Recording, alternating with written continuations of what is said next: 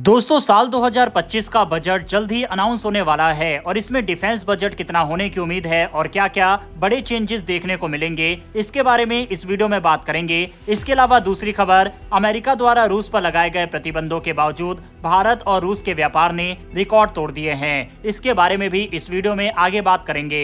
दोनों खबर काफी इंटरेस्टिंग है, इसीलिए वीडियो को अंत तक जरूर देखिएगा। साथ ही चैनल पर पहली बार आए हैं तो नीचे दिए गए सब्सक्राइब बटन को प्रेस कर बेल आइकन को जरूर दबा लें, जिससे हमारी डेली ऐसी वीडियो आप तक सबसे पहले पहुंच सके। तो चलिए शुरू करते हैं इस वीडियो को। पहली अपडेट की बात करें तो अमेरिका ने रूस पर युद्ध के बाद से ही लगातार सैंक्शन लगाए, लेकिन पिछले ही दिनों जो बाइडेन सरकार ने अपने कार्यकाल के अंतिम दिनों में एक बड़ा सैंक्शन रूस पर लगाया और उसके तेल सप्लाई को बंद करने का प्रयास किया। हालांकि आपको बता दें कि ग्लोबल लेवल पर रूस दुनिया का तीसरा सबसे बड़ा ऑयल का सप्लायर है, लेकिन इसके बावजूद अमेरिका की सरकार ने रूस पर डायरेक्ट कई प्रतिबंध लगाए, जिसमें उसकी ऑयल सप्लाई, टैंकर्स और इंश्योरेंस कंपनियां शामिल थी। रूस की गैसप्रोम नेफ्ट और सुरगुटनेट गेज पर सैंक्शन लगाए गए। बता दें कि ये दोनों ही कंपनियां भारत में तेल सप्लाई करती है, यानी कि भारत पर भी उसका असर पड़ने वाला था। इसके अलावा अमेरिका ने कहा था कि जो अमेरिका की इंश्योरेंस कंपनियां हैं किसी भी देश को इंश्योरेंस नहीं देंगे अगर रूस से $60 प्रति बैरल से ज्यादा के दाम पर तेल खरीदा गया। इसके बाद रूस ने अपनी खुद की इंश्योरेंस कंपनियां बनाई जिन पर भी सैंक्शन लगाया गया, लेकिन अब अपडेट यह है कि रूस ने अमेरिका के प्रतिबंधों को मानने से इनकार कर दिया और बताया जा रहा है कि रूस भारत में लगातार तेल भेज रहा है। अमेरिका ने कहा था कि 10 जनवरी तक के ऑर्डर ही पूरे होंगे, इसके बाद से सैंक्शन लागू होगा, लेकिन खबर यह है कि भारत अभी भी रूस से लगातार तेल मंगा रहा है। 26 जनवरी तक भारत के ओवरऑल इंपोर्ट में बढ़ोतरी देखी गई है।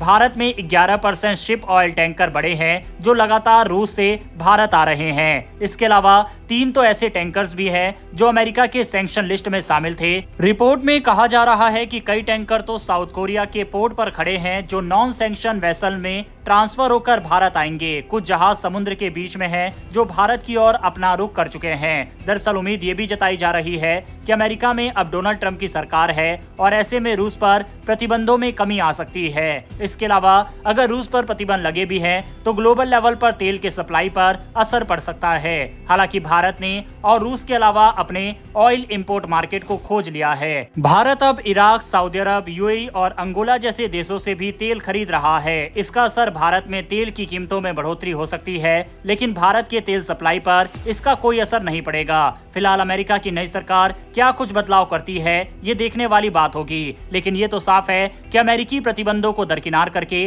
भारत और रूस लगातार अभी भी ट्रेड को जारी रखे हुए हैं। इसके अलावा बात करें दूसरी अपडेट की तो भारत के बजट से जुड़ी हुई है। कल यानी 1 फरवरी को वित्त मंत्री निर्मला सीतारमण भारत का आम बजट पेश करेंगी। सभी क्षेत्रों को उम्मीद है कि उन्हें कुछ रियायत मिलेगी और फायदा होगा। इसके साथ ही डिफेंस सेक्टर को भी बड़ी उम्मीद है कि भारत के बजट में बढ़ोतरी की जाएगी। 2024-25 के लिए भारत का डिफेंस बजट $75 बिलियन था, जो पिछली बार के मुकाबले 4.79% ज्यादा था। इस बार इस बजट में और बड़ी उम्मीद है। बताया जा रहा है कि स्वदेशी उद्योग, पब्लिक प्राइवेट सेक्टर पार्टनरशिप और प्राइवेट सेक्टर को इस बजट में कई मौके मिल सकते हैं। सरकार मिलिट्री को अगले 5 से 6 सालों में $130 बिलियन की कैपिटल प्रोक्योरमेंट तक ले जाना चाहती है। विदेशी हथियारों को कम करके देश के हथियारों को इस्तेमाल ज्यादा करने की उम्मीद है। इसके अलावा रक्षा मंत्री राजनाथ सिंह ने तो हाल ही में कहा था कि भारत 2028-2029 तक अपने डिफेंस एक्सपोर्ट को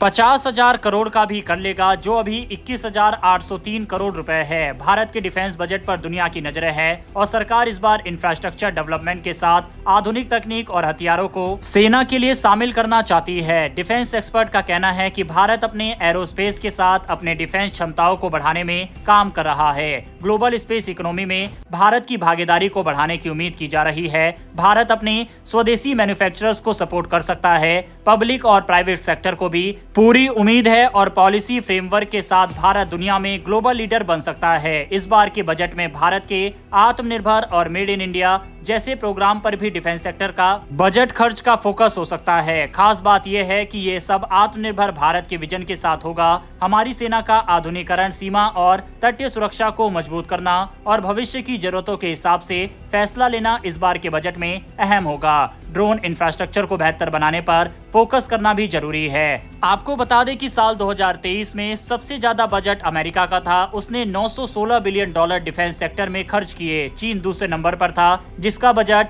246 बिलियन डॉलर और रूस का 130 बिलियन डॉलर और भारत का चौथे नंबर पर था। इसके अलावा सऊदी अरब 5वें नंबर पर था। 2024 में अमेरिका ने 905 बिलियन डॉलर, चीन ने 439 बिलियन डॉलर, हालांकि ऑफिशियल सरकार ने आंकड़ा 234 बिलियन डॉलर का दिया था और रूस ने 294 बिलियन डॉलर और भारत ने लगभग 75 बिलियन डॉलर और यूके ने 73.5 बिलियन डॉलर डिफेंस सेक्टर में खर्च किया। यानी कि टॉप के 3 देशों के मुकाबले भारत का डिफेंस बजट काफी ज्यादा कम है। भारत का साल 2012 में बजट 47.22 बिलियन डॉलर था, जो अब 224 में 75 बिलियन डॉलर तक पहुंच गया। हालांकि अमेरिका, चीन और रूस के मुकाबले भारत का बजट अभी भी काफी कम है, लेकिन भारत धीरे धीरे इसको बढ़ा रहा है। वैसे दोस्तों, आपके हिसाब से भारत का डिफेंस बजट कितना होना चाहिए? अपनी राय कमेंट बॉक्स में लिखकर बताइएगा। इन्फॉर्मेशन और वीडियो पसंद आई हो तो वीडियो को लाइक करके हमारी आने वाली डेली ऐसी वीडियो के लिए चैनल को सब्सक्राइब कर बेल नोटिफिकेशन जरूर दबा लें। फिर मिलेंगे ऐसी एक नई वीडियो के साथ। धन्यवाद। जय हिंद।